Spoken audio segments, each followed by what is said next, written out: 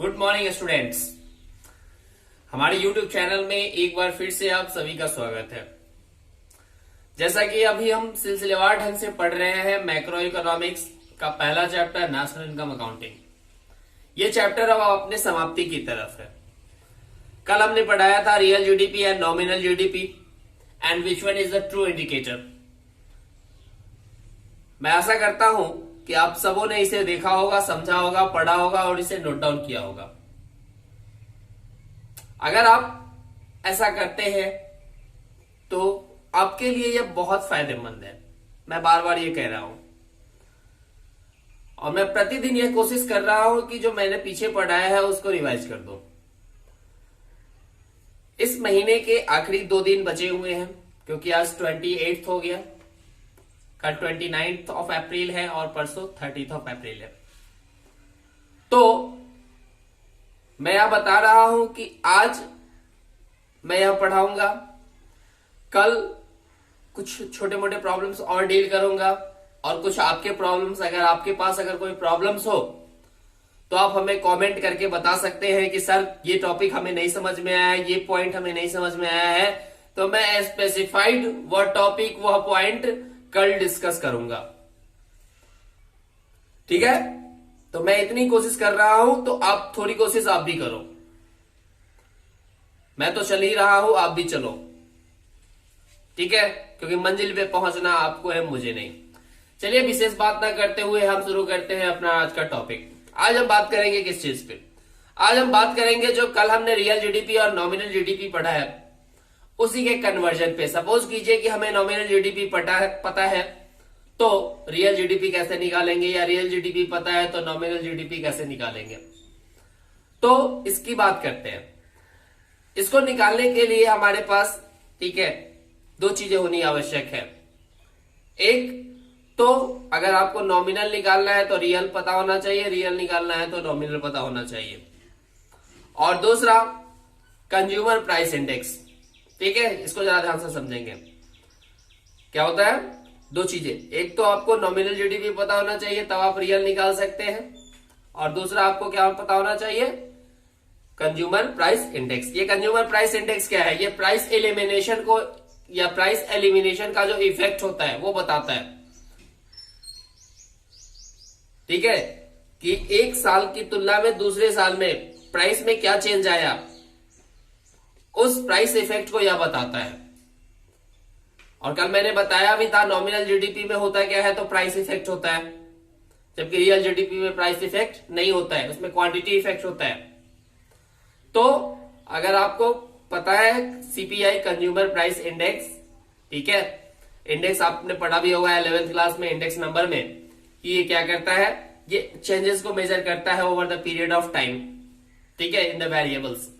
तो यह price index वही है जो एक साल की तुलना में दूसरे साल के, यानी कि किसी some reference year, base year के प्राइस की तुलना में किसी करंट ईयर के प्राइस में क्या चेंज आया है, क्या इफेक्ट आया है, उस इफेक्ट को ये मेजर कर लेता है। तो आपको नॉमिनल जीडीपी और सीपीआई दोनों पता होना चाहिए, और इसकी सहायता से आप क्या कर सकते हैं? कन्वर्ट कर सकते हैं। देखिए कन्वर्ट कैसे करते हैं, उसके लिए हम एक फॉर्मूला आपको बता रहे हैं। चलिए शुरू करते हैं वो फॉर्मूला।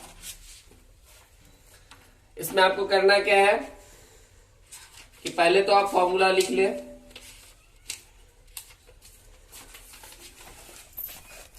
ठीक है, अगर आपको रियल जीडीपी निकालनी है तो कैसे निकालेंगे?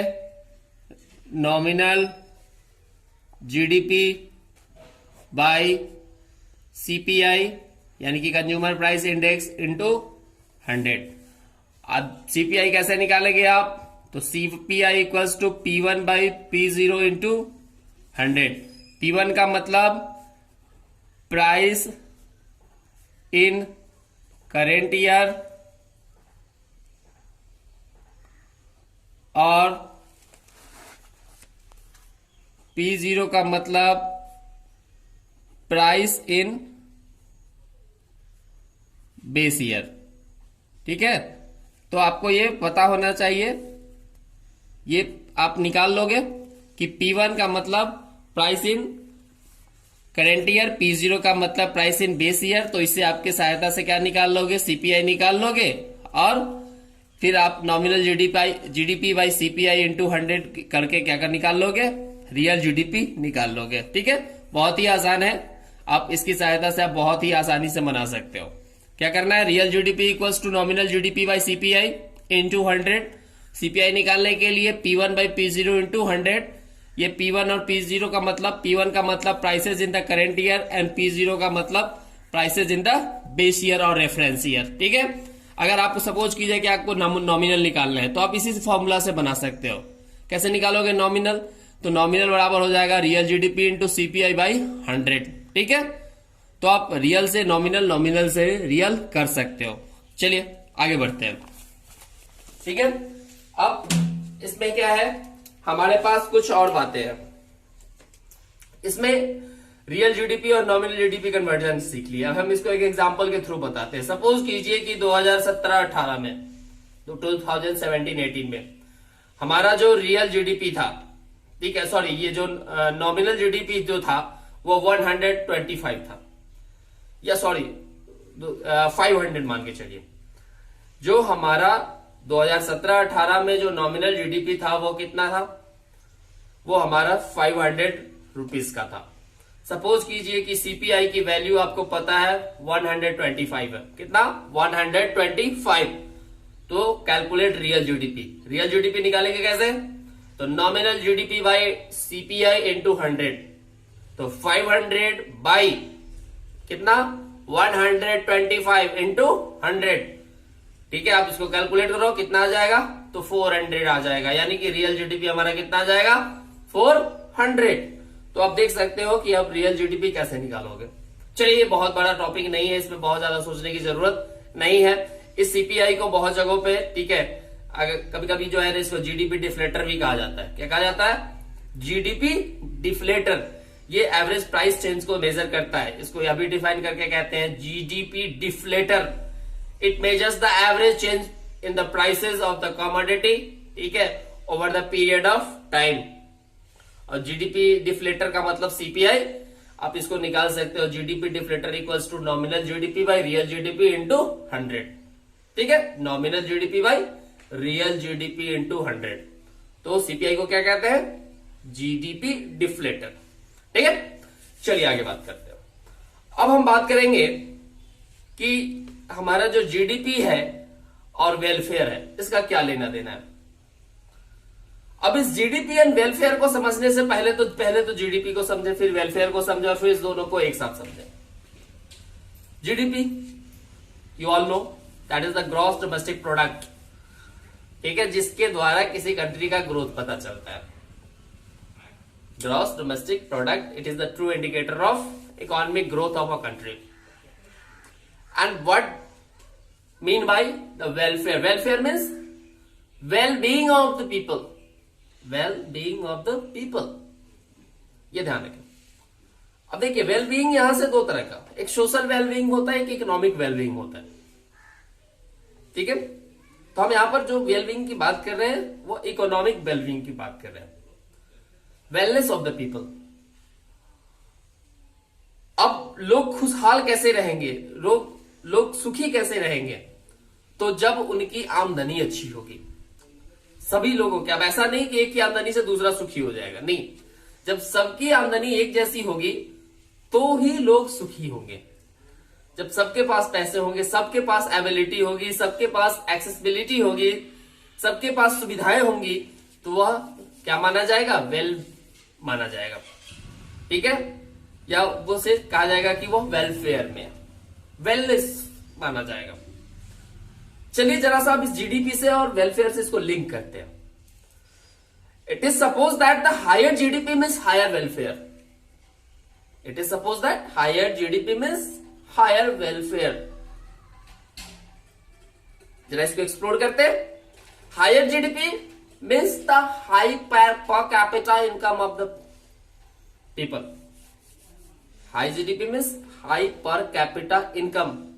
High per capita means higher availability of goods and services. Higher GDP means high per capita income, and high per capita means ability of goods and services for all. and ability of goods and services, more and more ability of goods and services means the more welfare of the people. ध्यान रखें। तो समझे ना कि अगर GDP अच्छी होती तो पर कैपिटा इनकम अच्छा, पर कैपिटा इनकम होगा तो लोगों के पास गुड्स एंड सर्विसेज की एबिलिटी ज्यादा होगी, और जितना ज्यादा गुड्स एंड सर्विसेज अगर हमको मिलता है उससे ज्यादा क्या होगा, वेलफेयर ऑफ द पीपल होगा। But it has the certain limitations. ठीक है, in case of the higher GDP welfare कम हो सकता है। चलिए उन लिमिटेशंस को हम डिस्क्राइब करते हैं। सबसे पहला जो उसका लिमिटेशन है वो कहता है कि distribution of income. Distribution of income कैसे फैक्टर है वेलफेयर के लिए, सो समझिए कि सपोज कीजिए कि किसी इकोनॉमी में जो डिस्ट्रीब्यूशन ऑफ जो इनकम है वो बहुत ही इनइक्वल है, there is a inequality in the distribution of income. It means that even after rise in the GDP growth or the rise in GDP, the per capita income will show the higher per capita income, but the availability of goods and services is less. कहने का मतलब कि अगर किसी देश में distribution of income बहुत ज्यादा कह सकते इनइक्वलिटी है, उसमें ऐसा मानता है, अमीर बहुत अमीर है, गरीब बहुत गरीब है, देयर इज कह सकते हैं कि there is a wideness between the, ठीक है, wide gulf between the poor and the rich, then उस केस में क्या होगा कि जीडीपी बढ़ने के बावजूद भी उस जीडीपी का जो ज्यादा से ज्यादा जो कह सकते हैं जो शेयर होगा या जो बेनिफिट होगा वो किसे मिलेगा, रिच क्लासेस को मिलेगा, क्योंकि डिस्ट्रीब्यूशन इनइक्वल है तो उसका ज्यादा बेनिफिट कौन ले जाएगा, रिच क्लास ले जाएगा। तो even after rise in GDP जो पुअर क्लासेस है उसके पास एक्सेसिबिलिटी नहीं होगी गुड्स एंड सर्विसेज की, और इस तरीके से वो क्या हो जाएगा, वेलफेयर को प्राप्त नहीं करेगा। तो यह ध्यान रखेंगे। तो अगर डिस्ट्रीब्यूशन ऑफ इनकम इनइक्वल होता है तो वेलफेयर कम होगा, अगर इक्वल होता है तो वेलफेयर ज्यादा होगा। क्लियर? चलिए, जैसे भारत जैसे देश के लिए, भारत जैसे देश में क्या है, या जो खाई है वो बहुत ही ज्यादा है, इनइक्वलिटी बहुत ही ज्यादा है, तो यहां पर even after rise in GDP आपको गरीब गरीब ही मिलेंगे। ठीक है, चलिए बात करते हैं नेक्स्ट सेकंड बात करते हैं। सेकंड नंबर पॉइंट कहता है पॉपुलेशन। आपको याद होगा क्लास 10 में भी आपने पढ़ा होगा, 11th में भी हो सकता है कॉन्सेप्ट आपने लिया होगा कि जो पर कैपिटा इनकम होता है वो कैसे निकलता है, total income by number of people और द टोटल पॉपुलेशन। अब सपोज कीजिए कि आपकी जो टोटल इनकम है वो बढ़ी, नेशनल इनकम बढ़ी, जीडीपी बढ़ी, और उसके हिसाब से आपका पॉपुलेशन भी बढ़ गया। सपोज कीजिए कि आपका एनुअल जो ग्रोथ है वो जीडीपी में मान लिया जाए 3% है या 4% है, और आपका जो पॉपुलेशन ग्रोथ है वो 5% है, और 2% और 3% भी कह सकते हैं। तो अगर आपके जीडीपी ग्रोथ से ज्यादा अगर आपका पॉपुलेशन का ग्रोथ है तो अगेन जो आपको जो पर कैपिटा जो इनकम होगा या पीसीआई जिसको कहते हैं वो क्या होगा, कम होगा। यानी कि जीडीपी बढ़ने के बावजूद भी पर कैपिटा इनकम कम होगा, पर कैपिटा इनकम कम होगा तो वेलफेयर कम होगा, क्योंकि वही जो बढ़ा हुआ जो जीडीपी होगा वो लोगों में डिस्ट्रीब्यूट होगा, और क्योंकि जनसंख्या बढ़ गई है तो जनसंख्या का बढ़े हुए जनसंख्या को फायदा मिलेगा, सबको तो मिल नहीं पाएगा। तो सब फिर जैसे सपोज कीजिए कि हमारी 10,000 इनकम है, परिवार में 2 सदस्य है, सपोज कीजिए जनसंख्या बढ़ गई, 5 सदस्य हो गए, अगर 15,000 भी हो गए तो पहले कितने थे, 10,000 में 2 आदमी, अब 15,000 में 5 आदमी। आप सोचो कितनी एबिलिटी हो गई, अब तो घट गई ना। तो even in rise in GDP पर कैपिटा इनकम घट गई या एबिलिटी घट गई तो वेलफेयर घट गया।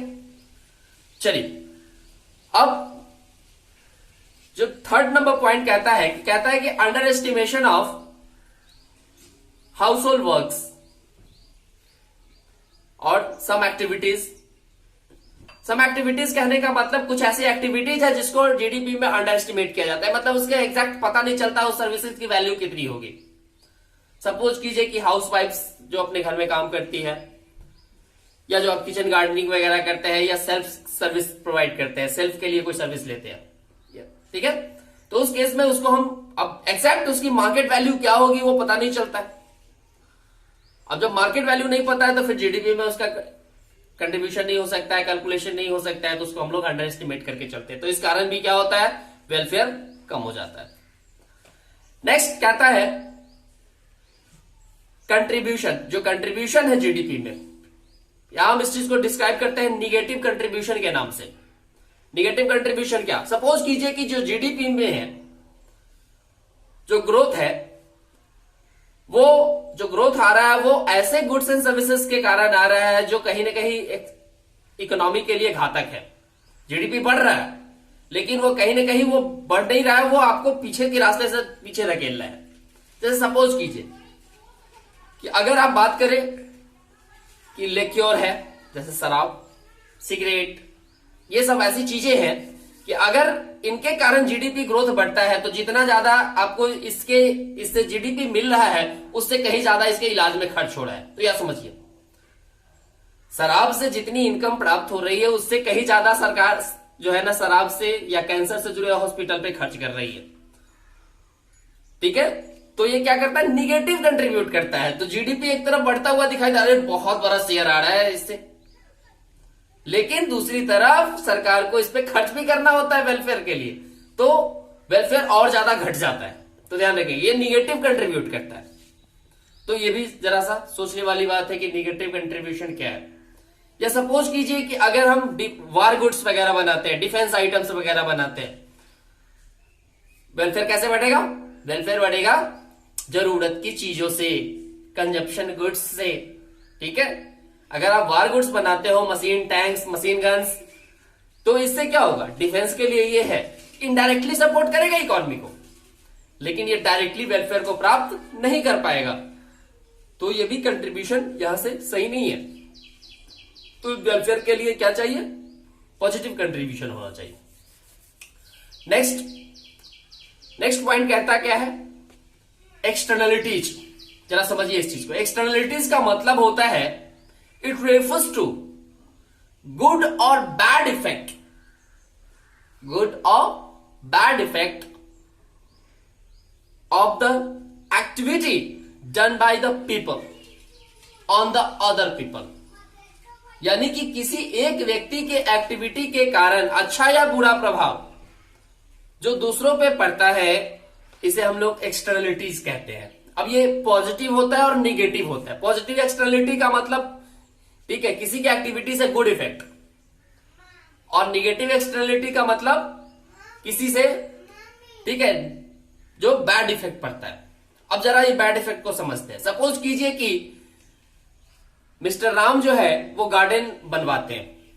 मिस्टर राम क्या बनवाते हैं, गार्डन, और श्याम उनके पड़ोसी है। तो श्याम को बिना किसी पैसे के या बिना कुछ पे किए हुए उनको क्या मिल रहा है, गार्डन की फैसिलिटी या एक सुंदर वातावरण मिल रहा है। तो ये क्या है, राम की एक्टिविटी का उनको गुड इफेक्ट मिल रहा है। अब सपोज कीजिए कि एक मोहन है, मिस्टर मोहन, उन्होंने क्या लगाया, फैक्ट्री लगाया। तो फैक्ट्री लगाने से सपोज कीजिए वो रेसिडेंशियल एरिया था, फैक्ट्री लगाया तो उससे क्या हुआ, बहुत सारे लोग डिस्टर्ब हो रहे हैं। तो एक मिस्टर मोहन के फैक्ट्री लगाने से बहुत सारे लोग डिस्टर्ब हो रहे हैं, इसका मतलब क्या, ये बैड इफेक्ट है, यानी कि इसको निगेटिव एक्सटर्नलिटीज बोलेंगे। तो अगर पॉजिटिव एक्सटर्नलिटीज है यानी कि उसका बेनिफिट हो रहा है, ठीक है, उसका फायदा हो रहा है, तो वेलफेयर बढ़ेगा किसी की एक्टिविटी से। और अगर निगेटिव एक्सटर्नलिटीज है तो वेलफेयर घटेगा, ध्यान रखेंगे। तो ये कुछ ऐसे पॉइंट्स है जिसपे आप क्या कर सकते हैं, फोकस कर सकते हैं कि even after rise in GDP अगर ये सारी चीजें होती हैं तो जीडीपी बढ़ने के बावजूद भी वेलफेयर क्या होगा, कम होगा। चलिए इतना ही रहने देते हैं। अब आपको इसको ध्यानपूर्वक पढ़ना है, इसे नोट डाउन करना है, एक एक पॉइंट को गौर से समझिए। मैंने कोशिश किया, मैं खुद कोशिश करता हूं कि इतने बेहतरीन तरीके से उसको हर एक कीवर्ड्स को तोड़ूं कि आपको आसानी से समझ में आए। तो आप पहले इसको पहले पढ़ेंगे, एक बार, दो बार, तीन बार, फिर उन सारे पॉइंट्स को रोको कर नोट डाउन करेंगे। और उसके बावजूद भी अगर आपको प्रॉब्लम होती है तो आप हमें कमेंट करें, हम हैं आपके लिए। उसके बाद चलिए रहने देते हैं, तब तक के लिए इतना ही। आप घर पे रहें, सुरक्षित रहें, टेक केयर एंड बाय।